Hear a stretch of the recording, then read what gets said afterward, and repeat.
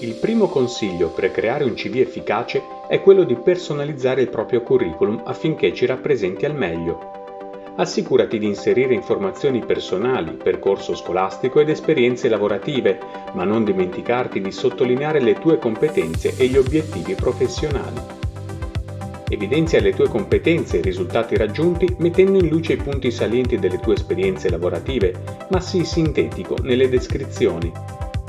Usa un elenco puntato per illustrare le tue competenze e concentrati su quelle più rilevanti e pertinenti alla posizione a cui aspiri. Un curriculum vitae ordinato e professionale è essenziale per destare un'impressione positiva nel selezionatore. Metti ordine nel tuo CV utilizzando un formato strutturato e rendilo chiaro e facile da leggere. Rileggi sempre attentamente il tuo CV e fai particolare attenzione all'ortografia e alla grammatica. Eventuali errori non passerebbero inosservati. Anche precisione e accuratezza nella scrittura del curriculum denotano la tua professionalità.